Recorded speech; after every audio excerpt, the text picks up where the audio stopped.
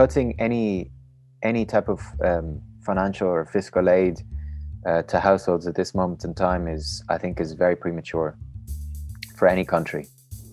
It's premature because the signals that we seem to be getting from Brazil should not give cause to panic.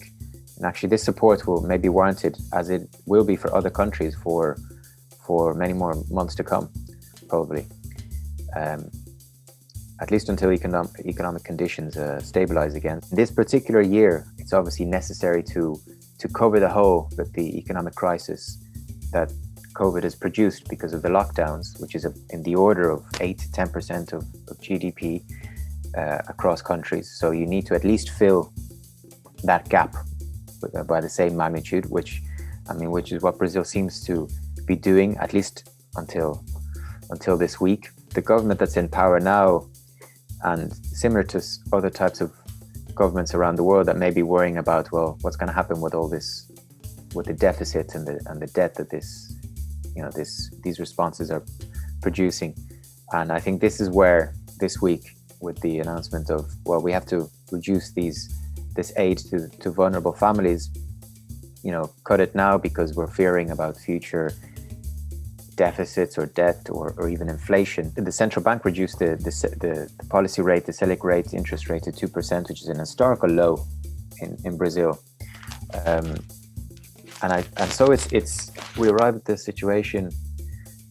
I think you said this week or last week where they announced that they will no longer support this transfer. There's no reason to even think about balancing the public accounts, because in actual fact, the deficits are serving here a very, very useful purpose, which is filling a hole in the private sector. We should view deficits as essentially functional.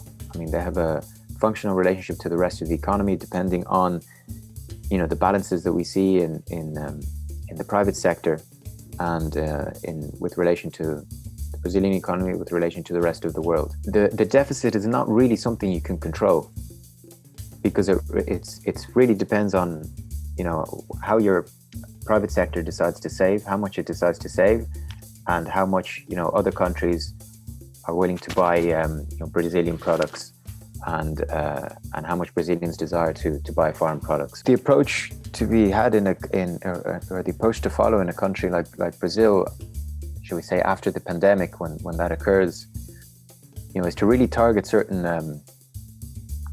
certain areas of priority that need to be developed in the economy. It could be healthcare, given the experience that the country has had with its health sector, whether that needs to be scaled up. It can be in education, it can be in public transportation or infrastructure, different areas that Brazil is deficient in.